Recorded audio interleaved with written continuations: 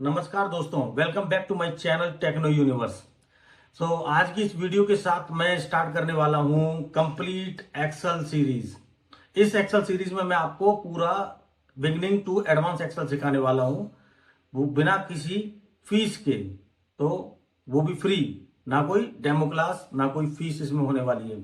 बस advance Excel सीखने के लिए आपको मेरी ये वीडियोस पूरी देखनी होंगी और उसकी प्रैक्टिस भी करनी पड़ेगी। वो बोलते हैं ना, प्रैक्टिस मेक मैन परफेक्ट। तो आपको बस ये वीडियोस पूरी देखनी है, क्योंकि ये वीडियो थोड़ी लंबी रहने वाली है। 1 आवर 1.5 आवर्स की हर वीडियो इसमें होने रहने वाली है। उसमें आपको पूरा बिगिनिंग टू एडवांस एक्सेल में सिखाने वाला हूं। तो बिना किसी रोक टोक के चलिए शुरू करते हैं।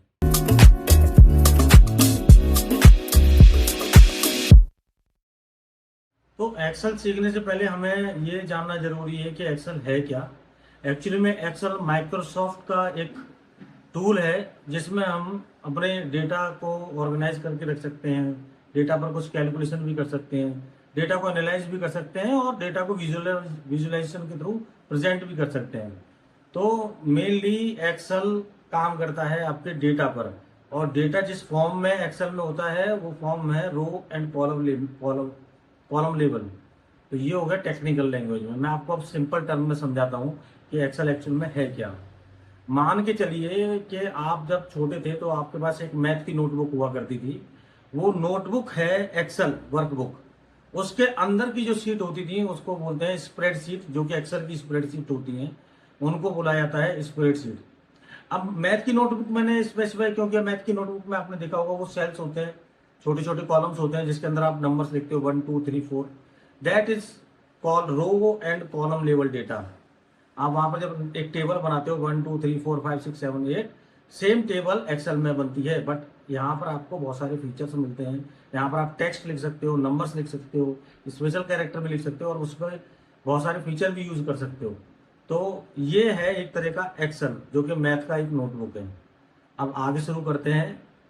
मैं आपको पूरा एक्सेल का यूजर इंटरफेस समझाऊंगा, एक्सेल के शॉर्टकट की समझाऊंगा और कुछ टूल भी समझाता हूँ। तो ये हो गया टेक्स्ट पर आप स्क्रीन पर देख पा रहे हैं। ये जो स्क्रीन है, ये यूजर इंटरफेस है, इसको बोलते हैं एक्सेल वर्कबुक। तो इस वर्कबुक में जो यहाँ पर नाम दिख रहे हैं, file, home, interest, insert, page layout, formula, tag, data, ribbon, review, view, automate, इसको बोलते हैं रिबन। और रिबन के अंदर जो आपको ये दिखाई दे रहा है, ये कॉलम के अंदर जो कॉलम है, इसको बोलेंगे ग्रुप। तो हर ग्रुप का अपना अपना एक नाम है, क्लिपबोर्ड, फॉन्ट, अलाइनमेंट, सब। तो इसको बोलते हैं ग्रुप। और इन ग्रुप के अंदर जो ये आपको दिखाई दे रहे हैं, ये होते हैं टूल्स। या तो आप इनको टूल्स बोल सकते हो, या फिर आप इनको कमांड बटन बोल सकते हो। और इसके नीचे एक ये डाउन एरो दिखाई दे रहा है, लेफ्ट राइट साइड में जो डाउन एरो है, इसको बोलते हैं डायलॉग बटन। जब आप इस पर क्लिक करते हैं तो एक डायलॉग बॉक्स ओपन होता है। उस ग्रुप के अंदर जो ऑप्शन है उसका डायलॉग बॉक्स ओपन होता है। तो ये हर किसी पर नहीं होता, ये मोस्टली कुछ ही ग्रुप पर अवेलेबल होता है, जैसे यहाँ पर अवेलेबल है। बट अभी कोई मैंने चार्ट क्रिएट नहीं किया, तो ये चार्ट ग्रुप का कुछ डायलॉग बॉक्स ओपन करके नहीं दे रहा है। तो इसको बोलेंगे रिबन, इस एरिया को। इसको बोलेंगे ग्रुप एरिया। देन इसको बोलेंगे टूल्स और कमांड बटन। और इनको बोलते हैं हम डायलॉग बॉक्स बटन। ओके, अब नीचे आते हैं तो इस एरिया को बोलते हैं वर्कशीट एरिया। यहाँ वर्कशीट एरिया में क्या क्या आपको दिखाई देता है, ये जो ए बी सी डी है, इसको बोला जाता है कॉलम। और 1 2 3 4 5 6 इनको बुलाया जाता है रो। तो ये कॉलम होता है एंड ये होता है रो। यहाँ पर अगर आप जब नीचे आते हैं थोड़ा सा, तो ये होता है सीट एरिया। ये सीट होती है, हर सीट का अपना अपना एरिया होता है। आप यहाँ पर प्लस करके मल्टीपल सीट ऐड कर सकते हैं। तो ये हो गया सीट एरिया। और ये है स्टेटस बार। यहाँ स्टेटस बार में आप मैक्रो रिकॉर्ड कर सकते हो, या फिर उसका व्यू चेंज कर सकते हो, आप कैसा व्यू में देखना चाहते हो, normal view, page layout view. और यहाँ पर आप उसको वर्कशीट को जूम भी कर सकते हो। और यहाँ राइट साइड में आप देखेंगे तो एक स्क्रॉल कॉलम भी है, जिससे आप शीट को स्क्रॉल भी कर सकते हैं। तो ये है एक्सेल का यूजर इंटरफेस। बट एक्सेल का यूजर इंटरफेस ही समझना ही सबसे ज़्यादा इंपॉर्टेंट नहीं होता। सबसे ज़्यादा इंपॉर्टेंट होता है एक्सेल के 4 कंपोनेंट्स होते हैं, जो कि workbook, worksheet, column, row and cell.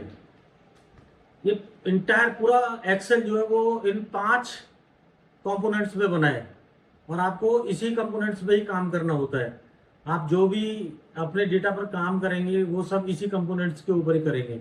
तो आज हम पूरा समझेंगे ये कंपोनेंट्स क्या हैं, ये कैसे बने हुए हैं, इसके अंदर की प्रॉपर्टीज, इसके अंदर प्रॉपर्टीज क्या हैं, ये सारी चीज़ हम आज करेंगे। तो मैं आपको बताता हूँ, मैं थोड़ा जूम कर देता हूँ। ओके, तो एक वर्कबुक, वर्कबुक ऐसे क्या कहलाती है, मतलब अगर एक एक्सेल के अंदर एक्सेल वर्कबुक क्या कहलाती है, मतलब आप अगर देखोगे मैथ की नोटबुक होती है, वहाँ बहुत सारी शीट्स होती हैं, कॉम्बिनेशन ऑफ शीट्स को हम वर्क नोटबुक बोलते हैं। वैसे ही यहाँ पर combination of sheets, multiple sheets या सिंगल शीट्स के कॉम्बिनेशन को वर्कबुक बोला जाता है। तो यहाँ पर हम बोल सकते हैं collection of worksheet. Same worksheet का अगर हम देखेंगे तो वर्कशीट भी एक कलेक्शन से बना हुआ है, लेकिन वो कलेक्शन किस चीज का है? वो कलेक्शन है आपका रो और कॉलम, मल्टीपल रो और कॉलम की कलेक्शन से एक वर्कशीट बनती है। तो यहां पर हम बोलेंगे collection of rows and column, और हम ये भी बोल सकते हैं कलेक्शन ऑफ सेल्स। सेल्स का मैं आपको अभी 2 मिनट थोड़ी देर में बताता हूँ कि सेल किसको बोलते हैं, सेल्स किसको बोलते हैं, सेल किसको बोलते हैं। कॉलम मैंने आपको ऐसा बता दिया, ये कॉलम जो A B C D E F G है, ये कॉलम्स हैं, 1 2 3, ये रोज हैं। तो यहां पर मैं बोलूं वर्टिकल सीक्वेंस को कॉलम बोला जाता है, और हॉरिजॉन्टल सीक्वेंस को रो बोला जाता है। अब मेन इंपॉर्टेंट बात आती है कि सेल किसको बोलते हैं। सेल बोला जाता है जहां पर एक कॉलम, मैं इस कॉलम को सेलेक्ट करता हूं और हाईलाइट करता हूं, और फॉर एग्जांपल इस 9 नंबर रो को सेलेक्ट करता हूं और हाईलाइट करता हूं, जहां पर ये कॉलम और रो एक दूसरे को इंटरसेक्ट करते हैं, इसको बोला जाता है सेल। तो intersection of rows and column called cell. तो यहां पर मल्टीपल, अगर यहां पर देखेंगे तो ये और ये, तो ये एक सेल बना और यहां पर एक सेल बना। अब हम आइडेंटिफाई ऐसे करेंगे ये सेल क्या है और ये सेल क्या है। तो कहने का मतलब एक नेमिंग होता है, हर सेल का एक खुद का नाम होता है। तो अगर मैंने यहाँ पर कर्सर रखा है तो सेल का नाम क्या होगा? सी कॉलम है, पहले कॉलम का नाम लेते हैं और देन उसके बाद रो। तो C2 एक सेल का नाम कहलाएगा। अगर आपको यकीन नहीं है तो आप यहाँ पर उसका नेमिंग बॉक्स में भी देख सकते हैं। ये फॉर्मूला बॉक्स होता है, फॉर्मूला बॉक्स और नेमिंग बॉक्स। तो यहाँ नेमिंग बॉक्स में आपको सेल का नाम भी दिखाई देगा C2। तो अगर आपको किसी भी सेल का नाम जानना है तो आप सिंपल यहाँ पर उसके नेमिंग बॉक्स में उसका नाम भी होता है, या फिर आप एक मेथड है, पहले कॉलम का नाम बोले फिर उसके बाद रो का नाम बोले, वो आपका सेल हो जाएगा। यहाँ पर जैसे कि मैंने यहाँ पर कर्सर रखा तो L और रो है 13, L13। तो यहाँ पर आप देखोगे तो L13 इस सेल का नाम है। तो मेनली पूरा एक्सेल इसी 5 कंपोनेंट पे बना है। आप जब डेटा पे काम करोगे तो इसी 5 कंपोनेंट पे आपको काम करना होगा। एक और कंपोनेंट होता है जिसको बोलते हैं रेंज। तो रेंज जो है वो कलेक्शन ऑफ सेल्स होता है।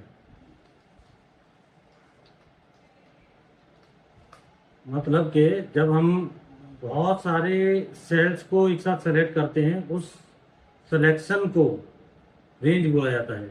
जैसे कि A1 से लेकर D4 तक। तो A1 से लेकर D4 तक ये एक रेंज है। मैं आपको यहाँ पर दिखा भी देता हूँ। इक्वल टू, मैं टाइप करता हूँ इक्वल टू टाइप करने के बाद मैं ये यहाँ से डेटा सेलेक्ट करता हूँ, यहाँ से एक रेंज सेलेक्ट करता हूँ और रेंज यहाँ तक करता हूँ। तो यहाँ पर आप देखेंगे A1 to D1 is called range. और सेल का क्या बताया था, cell A1, A, B, C, D ये कॉलम होते हैं, 1 2 3 4 ये रोज होते हैं। ओके, तो ये टोटल 6 कंपोनेंट्स हैं, 5 नहीं 6 कंपोनेंट्स हैं जिस पर आप काम करते हैं। आप अपने डेटा पर जब काम करते हैं तो ये 6 के 6 कंपोनेंट्स काम आते हैं, तभी आप अपने डेटा पर काम कर सकते हैं। चलिए मैं आपको एक डेटा सेट के ऊपर लेके आता हूँ और उस डेटा सेट पर कुछ छोटे छोटे शॉर्टकट कीज बताता हूँ कि कैसे कैसे चीज़ें शॉर्टकट्स हम यूज़ कर सकते हैं। अभी मैं सीट 1 पर आ गया, एक डेटा सेट यहाँ पर है। तो यहाँ पर अगर आप देखेंगे सेगमेंट है, कंट्री है, प्रोडक्ट है, डिस्काउंट है और यूनिट सोल्ड है। तो यहाँ पर एक डेटा सेट है, अगर आप देखोगे तो यहाँ पर मल्टीपल सेगमेंट है, government, mid market, government mid market, channel partner, काफ़ी सारे सेगमेंट यहाँ पर अवेलेबल है। तो आप देखोगे तो ये सभी डेटा को मिलाकर एक डेटा सेट बनता है। तो डेटा सेट का मतलब ये है कि आप अपने इंफॉर्मेशन को एक स्ट्रक्चर फॉर्म में रखते हैं, उसको डेटा सेट बोला जाता है। सिंपल लैंग्वेज में ये है। आप फॉर एग्जांपल यहाँ पर मैं कुछ नेम लिख देता हूँ और एज एंड क्लास, देन कुछ भी हम नाम लिख देते हैं विजय। तो ये स्ट्रक्चर फॉर्म है, एज 20 एंड ग्रेजुएशन, राकेश 16 10। तो इस तरह के डेटा सेट को मैंने एक 3 कॉलम में 3 हेडर डाले, नेम, एज, क्लास, एंड उसके अंदर एक डेटा सेट डेटा एंटर करना शुरू किया। और डेटा एंटर कर तो इस ऑर्गेनाइज डेटा को, स्ट्रक्चर डेटा को डेटा सेट बोला जाता है। तो जैसे ये डेटा सेट आप देख पा रहे हैं, तो इस डेटा सेट में मैं आपको छोटी छोटी शॉर्टकट कीज यूज करना सिखाऊंगा और हम कैसे वो शॉर्टकट कीज से डेटा पर काम भी कर सकते हैं वो भी बताएंगे। तो पहले स्टार्ट करते हैं इन शॉर्टकट कीज के साथ। तो जैसे ये डेटा सेट दिखाई दे रहा है, तो अभी मेरे को अपना कर्सर मूव करना है। अभी मेरा कर्सर जो है A1 पर है, अगर आप ये देखेंगे तो ये हाईलाइट भी है।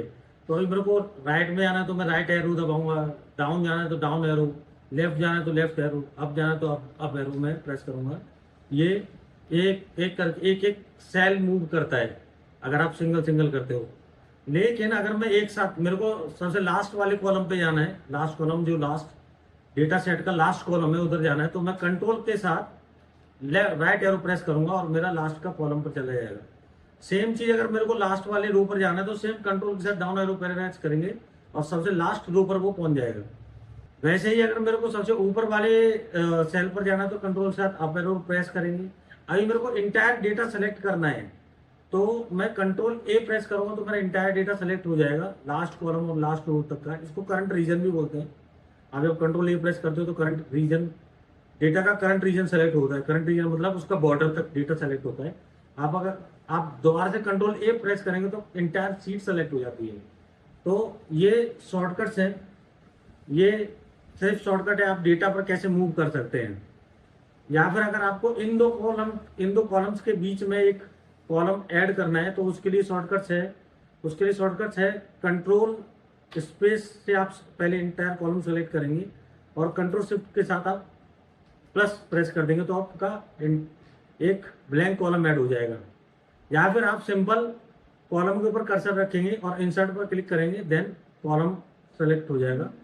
या फिर अगर आपको रो एंटर करनी है तो रो को पूरा सेलेक्ट करना है और इंसर्ट कर देना तो एक रो, इंटायर रो सेलेक्ट हो जाएगी।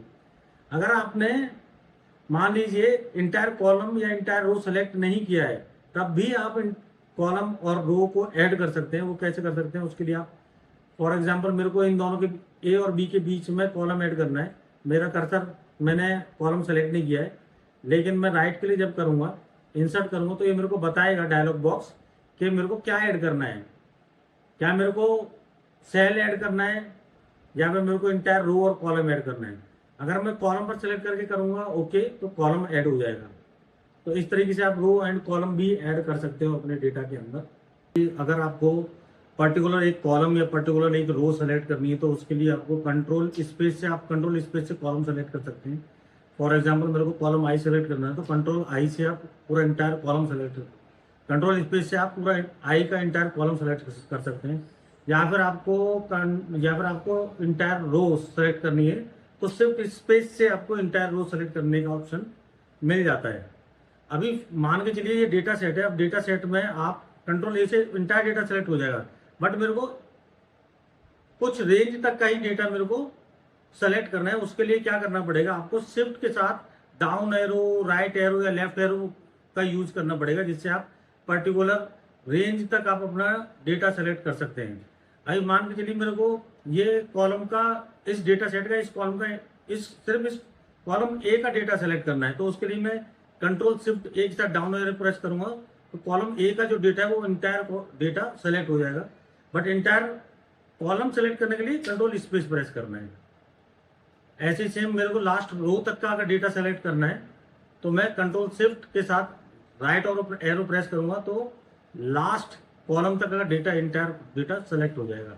तो ये कुछ छोटी छोटी शॉर्टकट्स हैं जो मैं आपको बता रहा हूँ, और इसमें हम कुछ और शॉर्टकट्स भी देख सकते हैं।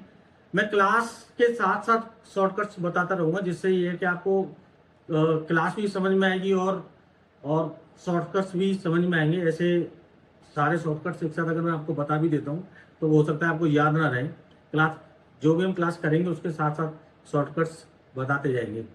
अभी मैं आपको कुछ 10 एक्सेल टिप्स सिखाऊंगा, जिससे आप अपने रिपोर्टिंग मतलब आप जब अपने डेटा पर जब काम करते हैं, जब आप एक कोई रिपोर्ट बनाते हैं, उस रिपोर्टिंग के 10 टिप्स हैं, टूल्स हैं, जिससे आप अपनी रिपोर्टिंग को स्मूथ कर सकते हैं, काम कर सकते हैं। ये 10 टूल हैं जो आपको डेली लेवल पर यूज होंगे, ठीक है। तो पहला टूल है ऑटो फॉर्मेट का। ऑटो फॉर्मेट मतलब हम इस डेटा को ऑटो फॉर्मेट करेंगे। अभी अगर मैनुअली ऑटो फॉर्मेट करेंगे तो आपको सबसे पहले करना होगा, तो आप सबसे पहले डेटा को सेलेक्ट करेंगे, उसको बॉर्डर देंगे मैनुअली आके, फिर हेडर को कलर करेंगे, या और फिर उसके बाद अंदर डेटा को कुछ कलर दोगे।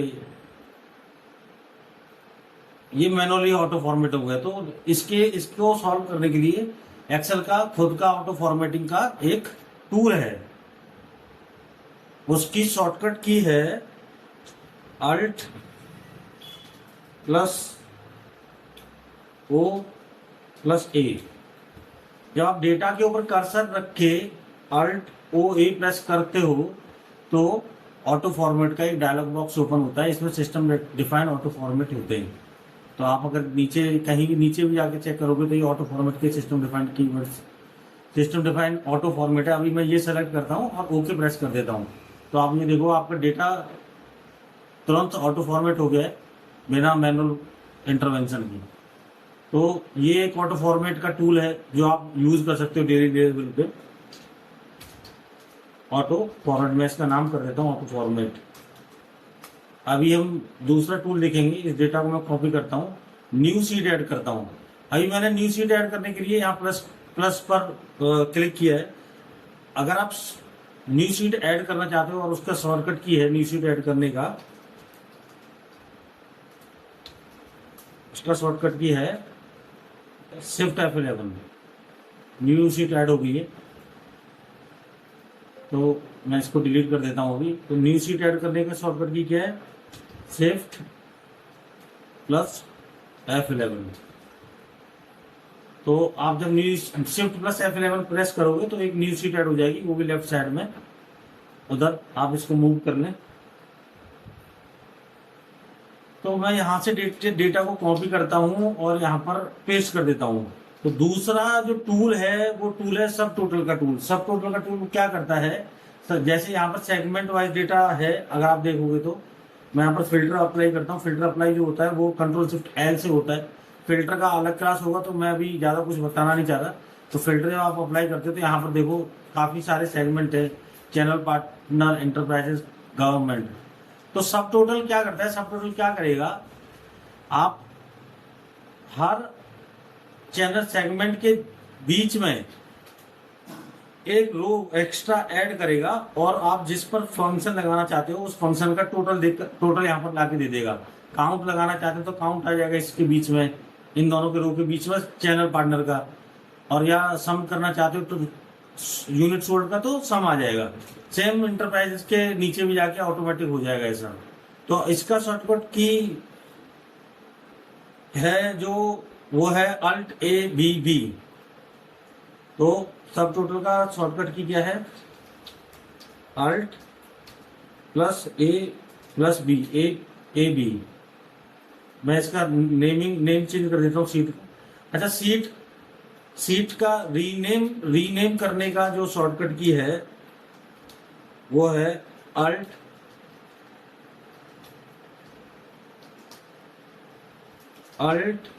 Plus H plus O plus R. इससे आप सीट को रीनेम कर सकते हो। तो मैं alt H O R press करता हूँ, सीट का रीनेम पे ये चला गया है। अभी मैं इसका सब टोटल नाम कर देता हूँ, सब टोटल। अभी यहाँ पर सिंपल आप अल्ट ए बी प्रेस करोगे, तो सब टोटल का डायलॉग बॉक्स हो जाएगा। अब यहाँ पर बहुत सारे कुछ ऑप्शंस आते हैं, उस ऑप्शंस के यूज से हम सब टोटल अप्लाई करेंगे। तो अब कैसे कैसे अप्लाई करना है, मेरे को सेगमेंट पे अप्लाई करना है, सेगमेंट का ग्रुपिंग हो जाए और उसके बाद सम लगाना है। सम किसके ऊपर लगाएंगे, यूनिट सोल्ड पर लगाएंगे, यूनिट सोल्ड का सम दे दे। तो यहाँ पर ये रिप्लेस करंट सब टोटल, अगर कोई सब टोटल पहले से अप्लाई हो रखा है तो वो रिप्लेस कर देगा। चेकबॉक्स पे चेक रखना है। पेज ब्रेक बिटवीन ग्रुप्स, तो ये पेज ब्रेक बिटवीन ग्रुप्स जो है ये क्या फीचर देता है, ये जब आप प्रिंट करोगे डेटा तो हर सेगमेंट का पेज ब्रेक कर देता है। एक बार आप जब प्रिंट कर दिया तो एक सीट पर एक ही सेगमेंट का डेटा आएगा। उसके बाद जैसे ही नया सेगमेंट जैसे चालू होता है, जैसे चैनल पार्टनर के बाद जैसे कोई सेगमेंट चालू होता है इंटरप्राइजेस, वो नई सीट पर प्रिंट होगा। तो अल्ट ए बी में करता हूँ, सेगमेंट सम यूनिट सोल्ड किया मैंने, page break, summary below the data. क्या मुझे नीचे सब टोटल का समरी चाहिए, मैं इसको अनचेक करता हूँ, मेरे को नहीं चाहिए। क्या होता है उससे मैं बताता हूँ। अभी अनचेक करके रखते हैं। अभी इसको ओके प्रेस कर देते हैं। ओके प्रेस कर दिया, सॉरी अल्ट ए बी। नहीं, आपको चेक करके रखना पड़ेगा, क्योंकि अगर आपने ये चेक करके नहीं रखा तो वो टोटल ऊपर लाके दे देगा, समरी का जो टोटल है वो ऊपर कर देगा। तो आपको ये चेक करके रखना है और ओके प्रेस करते हैं। ओके प्रेस करने के बाद मैं डेटा अगर देखूंगा, ड्रैग करूँ नीचे जाऊंगा तो ये देखिए चैनल पार्टनर का उसने टोटल किया और उसने सब टोटल कर दिया यूनिट सोल्ड का, ठीक है। और उसने यहाँ पर एक पेज ब्रेक भी अप्लाई किया है। अब मैं जब कंट्रोल पी करता हूँ तो ये देखिए डेटा इसमें प्रिंट करने के लिए इसमें ऐसे प्रिंट व्यू ऐसे दिखा रहा है, 20 सीट्स इसमें मेरे को दिखा रहा है। नेक्स्ट सीट पे जाता हूँ तो चैनल पार्टनर यहाँ पर खत्म है। इसके नीचे उसने सेगमेंट नीचे दूसरा सेगमेंट चालू नहीं किया है, वो दूसरा सेगमेंट चालू किया है नेक्स्ट सीट। बट इसमें एक ही चीज है जो कि आप देख पा रहे हो कि हेडर मिसिंग है हर सीट पर से। फर्स्ट सीट पे हेडर आ रहा था और बाकियों में हेडर मिसिंग है। तो हेडर लाने के लिए हर सीट पर हम क्या करेंगे, पेज लेआउट पर जाएंगे। पेज लेआउट पर जाने के बाद प्रिंट टाइटल पर जाएंगे। प्रिंट टाइटल के बाद यहाँ सीट पर ये जो है प्रिंट टाइटल्स में row to repeat at top, row to repeat at top, इसमें हम ये रो 1 को सिलेक्ट कर लेंगे और ओके कर देंगे। जब आप ओके कर दोगे तो फिर आप कंट्रोल पी करोगे, उसके बाद देखोगे हर सीट पर आपका हेडर रिपीट हो रहा है, ठीक है। ये है सब टोटल कुछ नहीं, सिर्फ एक तरह से ग्रुपिंग बनाता है। सेम सीट पर ग्रुपिंग करेगा और एक टोटल नीचे दे देगा। आप काउंट भी डाल सकते हो इसके बेस पर। अब ये टेक्स्ट है तो काउंट डालना पड़ेगा, क्योंकि एक्सेल सिर्फ 2 ही फॉर्मेट समझता है, टेक्स्ट फॉर्मेट और नंबर फॉर्मेट, ठीक है। तो टेक्स्ट पर सम फंक्शन तो काम नहीं करेगा, सिर्फ ओनली काउंट वाला फंक्शन काम करेगा। तो ये हो गया सब टोटल। अभी हम अभी हम दूसरा टूल यूज करते हैं। ये सब टोटल टूल था, अब हम सब टोटल फंक्शन यूज करेंगे। अब मैं ये सेम डेटा को कॉपी करता हूँ और नेक्स्ट सीट पे लास्ट सीट पे जाता हूँ। अब देखिए सीट को दूसरी सीट पर मूव करने के लिए शॉर्टकट की क्या है। अभी आप देखोगे मैं कर्सर से मूव नहीं कर रहा हूँ, मैं शॉर्टकट की से मूव कर रहा हूँ। तो शीट मूव करने का शॉर्टकट की क्या है? शीट मूव का शॉर्टकट की है कंट्रोल प्लस पेज अप और पेज डाउन। पेज डाउन करेंगे तो आप लेफ्ट साइड की सीट पे मूव करोगे, और पेज अप करोगे तो आप राइट साइड की सीट पे मूव करोगे। ठीक है, तो अब हम बात करते हैं सब टोटल फंक्शन की। सब टोटल फंक्शन मैं सीट का नाम यहाँ पर कर देता हूँ ऐड, सब टोटल फंक्शन। अच्छा देखिए, सब टोटल फंक्शन कैसे काम करता है मैं आपको समझा देता हूँ। यहाँ पर मान सपोज करो, यहाँ पर आप लास्ट में जाते हो और यहाँ पर आप equal to sum formula use करते हो और ऐसे रेंज सेलेक्ट कर लेते हो। अच्छा, रेंज सेलेक्ट करने का मैंने कैसे क्या बताया था? इक्वल टू जब मैं सम करता हूँ तो मेरे को ये इंटायर रेंज, ऊपर की इंटायर रेंज सेलेक्ट करनी है, तो उसके लिए मैंने क्या शॉर्टकट की बताया था? शिफ्ट कंट्रोल के साथ अप एरो, तो ये इंटायर रेंज सेलेक्ट हो जाएगी। और अगर एक एक करके आपको रेंज सेलेक्ट करनी है तो शिफ्ट के साथ अप एरो करोगे, या शिफ्ट के साथ राइट एरो, डाउन एरो, जो भी करना है आपको। एक साथ सेलेक्ट करना है तो कंट्रोल शिफ्ट अप एरो और एंटर। तो यहाँ पर सम फॉर्मूला आ गया, टोटल सम आ गया। अभी अगर मैं फिल्टर अप्लाई करता हूँ, फिल्टर अप्लाई करने के बाद मैं यहाँ चैनल पार्टनर पे सेलेक्ट करता हूँ और ओके करता हूँ और वापस नीचे जाता हूँ तो देखो वो सम का फॉर्मूला हट गया है।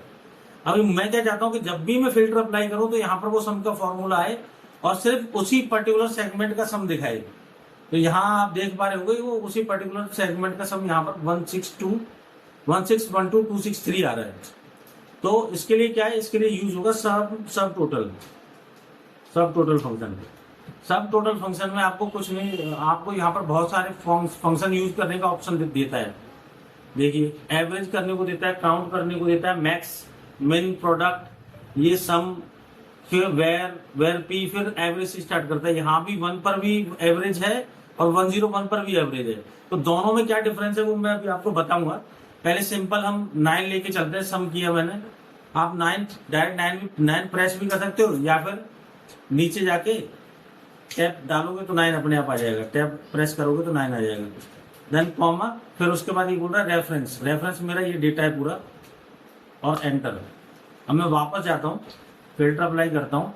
फिल्टर अप्लाई करने के बाद चैनल पार्टनर पे क्लिक करता हूँ, देन आई प्रेस ओके। अब लास्ट में जाएंगे तो देखिए ये आ रहा है सब टोटल, ये टोटल आ रहा है। तो अगर आप ये देखोगे तो 161263 आ रहा है और 161263 जो कि सेम है, ये पर्टिकुलर इसी चैनल पार्टनर का है। तो ये है सब टोटल फंक्शन का काम कि आपका जो टोटल है वो नीचे आपको वो टोटल दिखेगा। अभी मेरे को आपको क्या बताना था? मेरे को आपको बताना था कि सब टोटल के अंदर जो एक फंक्शंस हैं, उन फंक्शन में 1 और 101 102 जो नंबर से स्टार्ट हो रहे हैं, इन दोनों में डिफरेंस क्या है? तो डिफरेंस मैं आपको समझा देता हूं। सेम मैं यहां पर मैंने सेम यहां पर सब टोटल 9 लगाया हुआ है और मैं यहां पर सब टोटल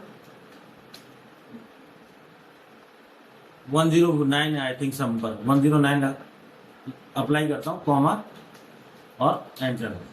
तो अभी देखिए सेम वैल्यू आ रही है दोनों में। अभी मैं क्या करता हूँ, एक रो को सेलेक्ट कर देता हूँ और उसको हाइड कर देता हूँ। राइट क्लिक करके रो पर राइट क्लिक करके हाइड। तो ये देखिए, तो इस सब टोटल 109 ने क्या किया, जो रो आपने हाइड की है उसका डेटा एक्सक्लूड कर दिया है, उसका डेटा कैलकुलेशन से एक्सक्लूड कर दिया है। मतलब आपको यहाँ पर तो टोटल दिखा रहा है, लेकिन यहाँ पर जो रो मैंने हाइड की थी उसका डेटा ही कैलकुलेशन से एक्सक्लूड कर दिया है।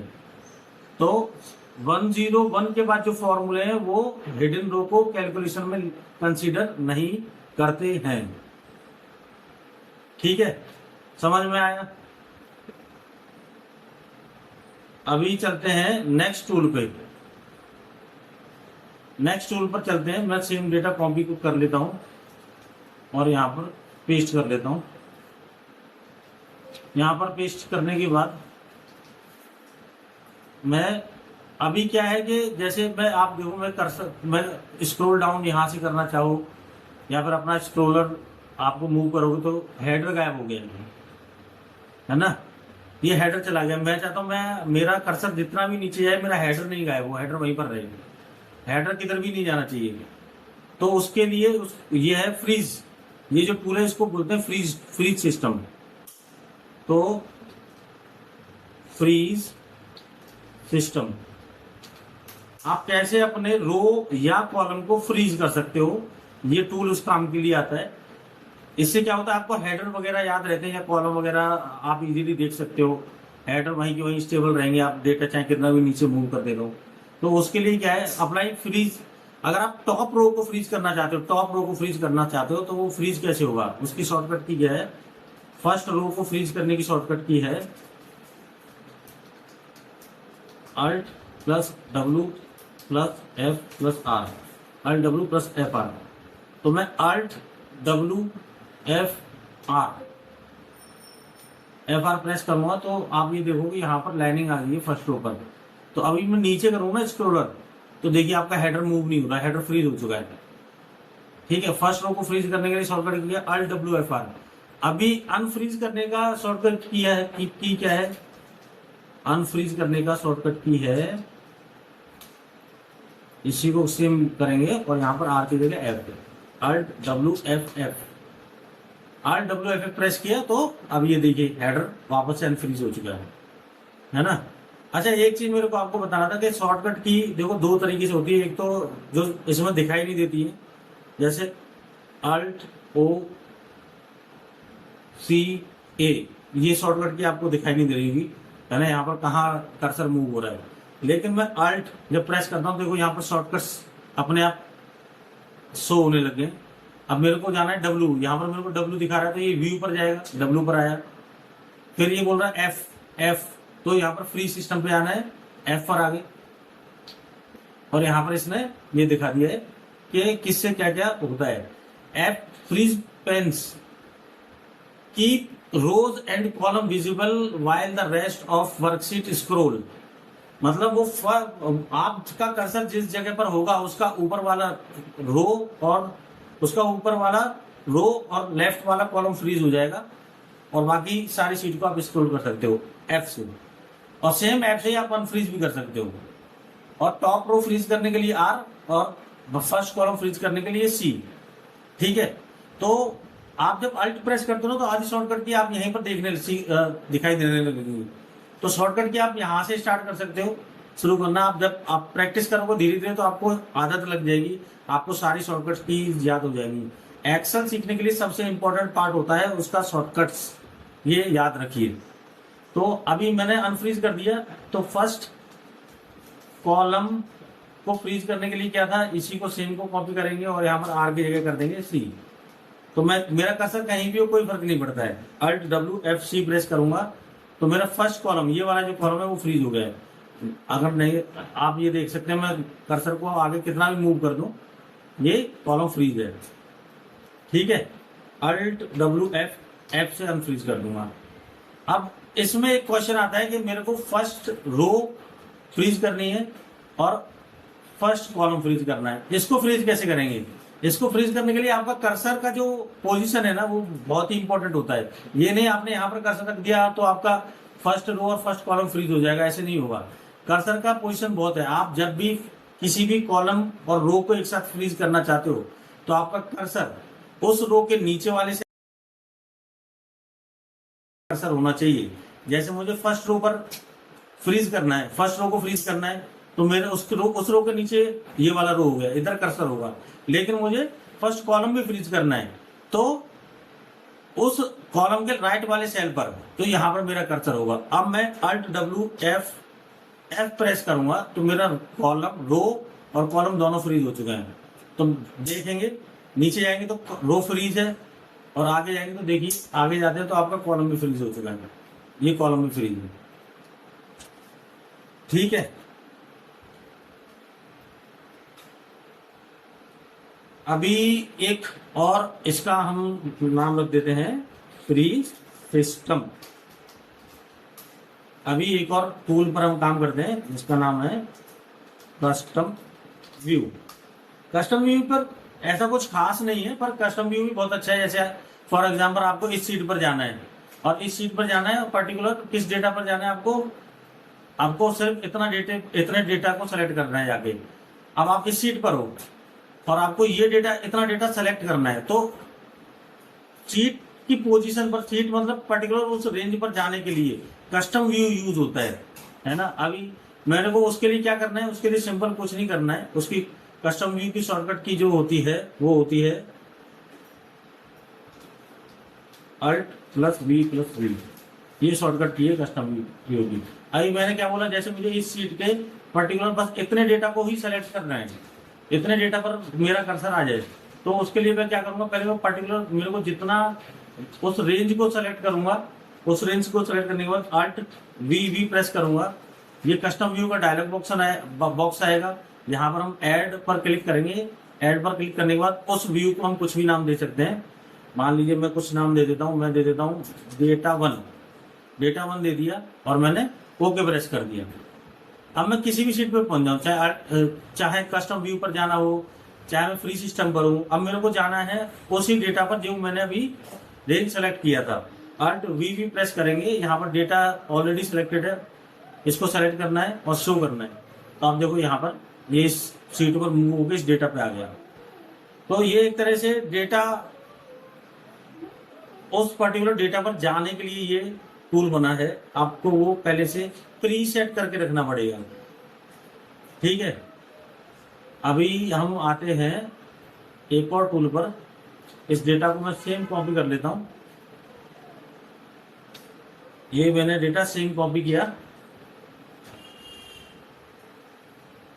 ये डेटा मैं सेम कॉपी कर लेता हूँ। इस सीट को आगे मूव कर लेते हैं और सीट का नाम दे देते हैं। जो टूल है उस टूल का नाम है टेबुलर फॉर्मेट। टेबुलर फॉर्मेट मैंने इसको नाम दिया है। अभी मैं क्या करता हूँ, मैं बाकी डेटा डिलीट कर देता हूँ। थोड़ा छोटा सा डेटा रखते हैं, ज्यादा डेटा नहीं रखते। तो सॉर्टिंग कर लेता हूँ। मैं रैंडम दिखाना चाहूंगा। प्रोडक्ट के नाम पर सॉर्ट कर लेते हैं। ओके, तो अभी मैंने ये डिलीट कर लेते हैं इसको और इसका फॉर्मेटिंग हटा देते हैं, ठीक है। तो ये है एक ये डेटा सेट है और एक डेटा सेट यहाँ पर है, ठीक है। अच्छा, टेबुलर फॉर्मेट मतलब मैं उस पर्टिकुलर डेटा सेट को टेबल फॉर्मेट में कन्वर्ट कर दूंगा। बट हम टेबल फॉर्मेट में कन्वर्ट करते हैं तो उसके बेनिफिट क्या क्या होते हैं वो आपको बताता हूँ।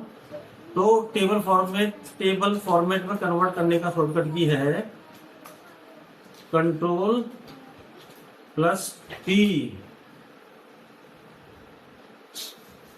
Ctrl+T। तो अभी मैं इस डेटा पर कर्सर रखता हूं और Ctrl+T, इस डेटा पर कर्सर रख के Ctrl+T प्रेस करता हूं। अच्छा, मैंने डेटा पर सिर्फ उस डेटा सेट पे आके कर्सर रखा है तो वो ऑटोमेटिकली वो इंटायर रेंज सेलेक्ट कर लेगा। वो उसको एक्सेल को समझ में आता है कि कहां से कहां तक डेटा सेलेक्ट करना है और ओके प्रेस कर देंगे। अभी देखिए डिफरेंस क्या है। पहला डिफरेंस तो यही देख लीजिए, ये डेटा अनफॉर्मेटेड डेटा है और ये वाला जो डेटा है फॉर्मेटेड डेटा है, करेक्ट। एक फॉर्मेट इसमें अपने आप ही आ चुका टेबल फॉर्मेट में। दूसरा क्या डिफरेंस है, दूसरा डिफरेंस ये है कि इसमें फिल्टर अपने आप अप्लाई जरूरत है। आपको फिल्टर अप्लाई करने की जरूरत नहीं है, फिल्टर अपने आप ही अप्लाई है। यहाँ पर आपको मैनुअली फिल्टर अप्लाई करना पड़ेगा, ठीक है। तीसरा मेजर डिफरेंस मैं आपको बताता हूँ। मेजर डिफरेंस ये है कि मान के चलिए कि मैं यहाँ पर मैं सम करता हूँ और यहाँ भी सम कर देता हूँ। दोनों में डेटा में सम मैंने यूज किया है, दोनों का सम अभी सेम आ रहा है। अभी मान के चलिए मैंने एक एंट्री ऐड करता हूँ, कॉपी पेस्ट 2000, और यहाँ भी सेम ही एंट्री को मैं कॉपी करता हूँ और पेस्ट करता हूँ, ठीक है। तो ये देखिए, पहला तो ये अपने आप इसने फॉर्मेट ले लिया, फॉर्मेट कॉपी कर लिया। दूसरा क्या किया है, इसने सम को भी, जो टोटल टेबल के सम को भी अपडेट कर दिया है। बट इसने रेंज वहीं तक रखी, रेंज आगे नहीं बढ़ेगी। तो टेबल फॉर्मेट का काम क्या है कि आपका जो फॉर्मूला अगर आपने कोई अप्लाई कर रखा है तो टेबल फॉर्मेट वो इंटायर रेंज को अपने आप ऑटोमेटिकली सिलेक्ट कर लेता है, तो ये है टेबल फॉर्मेट का काम। अभी चलते हैं नेक्स्ट टूल पर। नेक्स्ट टूल जो है वो है फिल सीरीज। देखिए, फिल सीरीज सीखने के लिए बहुत बहुत मतलब फिल सीरीज बहुत बढ़िया है, बहुत ध्यान से सीखिए, अच्छा भी है। आप जैसे रैंडमली आप फिल सीरीज मतलब आप कोई सीरीज डालना चाहते हो 1 to 20, तो आप क्या करोगे, 1 एंटर करोगे, 2 एंटर करोगे, 3 एंटर करोगे, देन उसके बाद डेटा सेलेक्ट करोगे और उसके बाद आप ऐसे ड्रैग कर दोगे। तो ये तरीका तो है, ये फ्लैश फिल तरीका है, ये फिल सीरीज का ही एक पार्ट है। लेकिन फिल सीरीज का खुद का एक टूल, फिल सीरीज खुद एक टूल है। उसका शॉर्टकट की क्या है, उसका शॉर्टकट की है Alt+EIS। तो फिल सीरीज का शॉर्टकट की क्या है, Alt+EIS, जिसका इस तरीके का डायलॉग सामने आपको दिखता है। तो शॉर्टकट की क्या है, Alt+EIS। अब मेरे को क्या है, मेरे को 1 to 10, 1 to 20 तक एक नंबर, मेरे को नंबर सीरीज एंटर करनी है। तो मैं 1 से स्टार्ट करूंगा और कर्सर मेरा उस सेल पर होगा जिस सेल से मेरे को स्टार्ट करना है। देन Alt+EIS प्रेस करूंगा, ये सीरीज मेरे को दिखेगा। मेरे को रो में चाहिए, कॉलम में चाहिए, वो है मेरे को कॉलम में चाहिए, तो मैं कॉलम सेलेक्ट करूंगा। टाइप में लीनियर रखूंगा और स्टॉप वैल्यू 20। देन उसके बाद ओके। तो देखिए 1 to 20 तक इसने फिल सीरीज कर दिया, ठीक है। अभी दूसरा एग्जांपल मैं आपको दिखाता हूँ फिल सीरीज का। अभी मेरे को 1 से ही चाहिए, लेकिन इसमें ट्विस्ट है। ट्विस्ट क्या है, मेरे को 1 से 1000 तक का डेटा चाहिए, 1000 तक का वैल्यू एंटर करना है। पर ग्रोथ चाहिए मेरे को 2 की ग्रोथ, मतलब सेकंड वैल्यू 2 होनी चाहिए, थर्ड वैल्यू 4 होनी चाहिए, फिफ्थ वैल्यू 16 होनी चाहिए, ऐसे करके फोर्थ वैल्यू 16 होनी चाहिए, ऐसे करके ग्रोथ आए, 2 का ग्रोथ आता रहेगा। 2, 4, 16 ऐसे करके ग्रोथ है। तो अभी मैंने 1 से स्टार्ट किया, Alt+EIS किया, उसके बाद मैंने कॉलम किया, ग्रोथ सेलेक्ट करूंगा। यहाँ पर टैग में ग्रोथ क्या है, 2 ग्रोथ क्या है, 2 का ग्रोथ है, स्टेप वैल्यू में 2 और वैल्यू कहां तक चाहिए, 1000 और ओके। तो ये देखिए 2 का ग्रोथ है, 4 2 या 8, 8 2 या 16, तो ये 1000। अब ये 1000 तक क्यों नहीं गया, क्योंकि जैसे 5 का मल्टीप्लीकेशन में 2 से करता हूं तो वो 1000 से ज्यादा जाता है, इसलिए वो 1000 तक गया ही नहीं है, ठीक है। ये हो गया। अभी दूसरा एग्जांपल मैं आपको बताता हूं। दूसरा एग्जांपल मान के चलिए, आपको डेट एंटर करनी है। डेट एंटर करनी है 1 मई से लेके 31 मई तक, रैंडम डेट। सेम वैसे तो आप ऐसे भी कर सकते हो। किया 1 मई से लेके 2026, फिर ये इक्वल टू +1 कर देंगे तो ड्रैग करके आ जाएगी डेट। अच्छा, एक चीज और बताना भूल गया, डेट फॉर्मूला को ड्रैग कैसे होता है। अभी मैंने फॉर्मूला यहां पर +1 किया, अब मेरे को फॉर्मूला इससे यहां से लेके इस लास्ट रो तक ड्रैग करना है। तो कैसे होगा, तो पहले तो मैं शिफ्ट के साथ सारी रेंज सेलेक्ट कर लूंगा जहां तक मेरे को फॉर्मूला ड्रैग करना है, और उसके बाद Ctrl+D प्रेस कर दूंगा। जैसे मैं Ctrl+D प्रेस करूंगा तो सारा फॉर्मूला ड्रैग हो गया, है ना। तो ये है फॉर्मूला ड्रैग करने की शॉर्टकट। Ctrl+D से आप फॉर्मूला को ड्रैग कर सकते हो, लेकिन ड्रैग करने के लिए आपको सबसे पहले रेंज सेलेक्ट करना जरूरी है। तो अभी मैं क्या बता रहा था, मैं बता रहा था कि मेरे को 1 मई से लेके एंड ऑफ दिस मंथ, हाँ क्या डेट है, 31 मई तक का डेट मेरे को एंटर करनी है। तो मैं 1 तारीख से स्टार्ट करूंगा। हमेशा नंबर आपको या डेट आपको डेट या स्टार्ट नंबर डालना ही पड़ेगा। Alt+EIS प्रेस करेंगे, कॉलम सेलेक्ट करेंगे, डेट उसने ऑटोमेटिकली ले लिया क्योंकि वो समझ गया उसका डेटा टाइप डेट है, और यहाँ पर डे पर करेंगे। देन उसके बाद एंड वैल्यू डालेंगे। एंड वैल्यू मेरी है 31 मई 2026, देन ओके।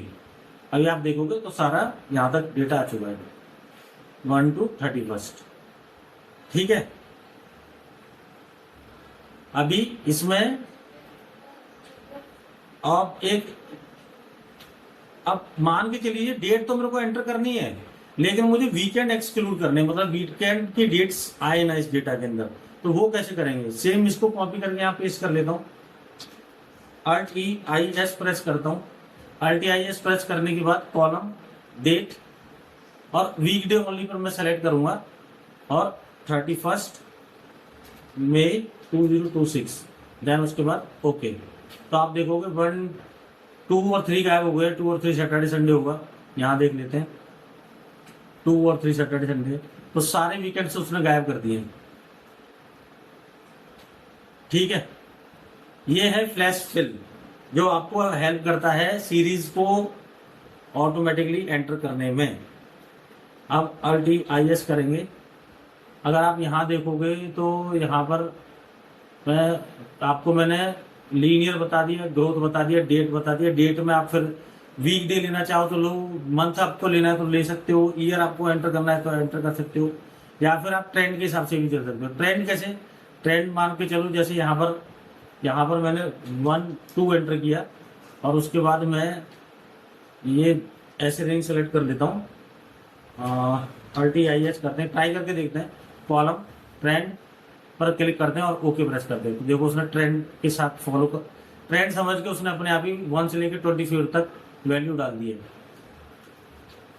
समझ में आया? मतलब आपको 1, 2 आपने एंटर किया, उसके बाद आपको रेंज सेलेक्ट करनी पड़ेगी कहाँ तक आपको सीरीज चाहिए। उसके बाद Alt+I+S प्रेस करेंगे और ट्रेंड कर देंगे। ट्रेंड करने के बाद ओके कर देंगे, तो वो उसको ट्रेंड समझ में आ गया उसको क्या चाहिए। अभी इसमें एक और एग्जांपल देख सकते हैं हम। जैसे हमने 1 किया, 2 किया, 4 किया, उसके बाद 8 करते हैं। अब उसके बाद सेलेक्ट करते हैं रेंज सेलेक्ट किया, Alt+I+S करते हैं, ट्रेंड पे क्लिक करते हैं और ओके करते हैं। तो यहाँ उसने डेसिमल में लिया वैल्यू, डेसिमल में Alt+I+S करते हैं और यहाँ पर पहले 2 कर देते हैं और ट्रेंड कर देते हैं और ओके कर देते हैं। नहीं, अभी भी डेसिमल में ले रहा है, तो ये नॉर्मल ट्रेंड को ही समझ रहा है अभी, वरना ऐसा कुछ खास ट्रेंड नहीं है। सिर्फ 2.3 को ऐड कर रहा है हर जगह। अगर आप देखोगे तो ये प्लस 2.3 ऐड कर रहा है वो। ये देखिए, हर वैल्यू में हर सारी उसकी जो प्रीवियस वैल्यू है उसमें 2.3 को ऐड कर रहा है बस, और कुछ नहीं कर रहा। वही ट्रेंड समझ रहा है वो। ठीक है, फिल सीरीज हो गया। फिल सीरीज के बाद चलते हैं एक और टूल मैं आपको बता देता हूँ जिसको कहते हैं ऑटो फिट। Alt+H+R से शॉर्टकट से सी ट्री नेम करता हूँ, ऑटो फिट का टूल एक बार देख लेते हैं। डेटा लेते हैं, यहाँ पर डेटा यहाँ से उठा लेते हैं, ये इस जगह से डेटा उठा लेते हैं, कॉपी करते हैं और यहाँ पेस्ट कर लेते हैं। अभी देखिए मैंने डेटा पेस्ट किया है ना। अभी ये अगर आप देखोगे डेटा आपको सही से दिखाई नहीं दे रहा होगा। यहाँ सेगमेंट में नेम क्या है, हेडर का ये नेम क्या है, कुछ सही से दिखाई नहीं दे रहा। मैं इसको और छोटा कर देता हूँ, कुछ रो को भी खराब कर देते हैं, रो को भी गायब कर देते हैं, रो का विड्थ कम करते हैं, जिससे समझ में ही नहीं आएगा कि डेटा है क्या। तो ये देखिए, ये डेटा आपको दिखाई नहीं दे रहा है ना, मतलब दिख तो रहा है लेकिन समझ में नहीं आ रहा है कि डेटा है क्या। ये सेगमेंट में ये नेम क्या क्या है आप क्लियरली पढ़ नहीं पा रहे हो। तो ऑटोफिट मतलब कॉलम और रो को ऑटोफिट करना, जिससे आपका डेटा क्लियर व्यू हो। वो ऑटोफिट एक टूल मोस्टली डेली बेसिस पे यूज होता ही होता है, क्योंकि आप जब तक डेटा देख नहीं पाओगे, समझ नहीं पाओगे, तब तक आप काम कर भी नहीं पाओगे। तो हमेशा जब भी आप डेटा पर काम करें तो सबसे पहले अपने कॉलम और रो के विड्थ को ऑटोफिट जरूर करें। तो कॉलम के लिए जो शॉर्टकट की है वो है फॉर कॉलम Alt+C+A। जब आप Alt+C प्रेस करोगे, जब आप Alt+C प्रेस करोगे तो आपका कॉलम ऑटोफिट हो जाएगा। और जब आप रो को ऑटोफिट करना चाहते हो तो Alt+C की जगह हो जाएगा R+A। तो उसके लिए क्या करना है, सबसे पहले आप डेटा पर जाएंगे, डेटा से Ctrl+A से डेटा सेलेक्ट करेंगे, Alt+C प्रेस करेंगे। देखिए कॉलम ऑटोफिट हो गया। अभी रो ऑटोफिट नहीं हुई है, Alt+R प्रेस करेंगे तो रो भी ऑटोफिट हो गई। तो जब भी आप डेटा पर काम करो तो अपने कॉलम और विड्थ को ऑटो फिट जरूर कर लें, ठीक है। अभी इसमें मेरे को एक और चीज मैं आपको शायद बता सकता हूँ। जैसे मान के चलिए ये आपका डेटा है ना, इस टाइप का डेटा है। ये डेटा के हिसाब से कॉलम और रो को ऑटो फिट करना सबको आता है ना, पर कॉलम के हिसाब से डेटा को ऑटो फिट करना बहुत कम लोगों को आता है। वो भी मैं आपको आज समझा देता हूँ। मान के चलिए मुझे इस कॉलम का डेटा ऑटो फिट करना है, कॉलम ही ऑटो फिट करना है डेटा। जैसे मैं कॉलम बढ़ाऊं, कॉलम का साइज इंक्रीज करूं तो डेटा का भी साइज इंक्रीज हो जाए। अगर कॉलम का साइज डिक्रीज करूं तो डेटा का भी साइज डिक्रीज हो जाए, है ना। तो अभी तो क्या करेंगे, इस पर कर्सर रखेंगे, उसके बाद होम पर जाएंगे, होम पर जाने के बाद नंबर्स पर जाएंगे, अलाइनमेंट पर जाएंगे। अलाइनमेंट पे जाएंगे ना, अलाइनमेंट पे जाने के बाद यहाँ पर ये जो ऑप्शन है श्रिंक टू फिट, इसको चेक कर देंगे और ओके कर देंगे। अब अगर आप देखोगे मैं थोड़ा सा भी विड्थ आगे करता हूँ,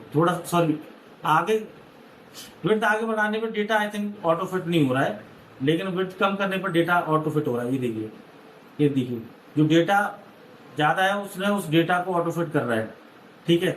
श्रिंक कर रहा है, मतलब श्रिंक कर देगा, अगर आपको जैसे रिक्वायरमेंट है उसके हिसाब से वो श्रिंक करता जाएगा डेटा को, ठीक है। तो ये कुछ टूल हैं जो आप डेली लेवल पे, डेली बेसिस पे यूज कर सकते हो जब आप डेटा पर काम करोगे। ऐसे ही मैं धीरे धीरे कंप्लीट एक्सेल पूरा सिखाऊंगा आपको, बस प्रैक्टिस करना है। हर क्लास को प्रैक्टिस कीजिए, बिना प्रैक्टिस के आप परफेक्ट नहीं हो पाएंगे, आप नहीं सीख पाएंगे। हर क्लास को आपको प्रैक्टिस करना पड़ेगा। Thanks for watching.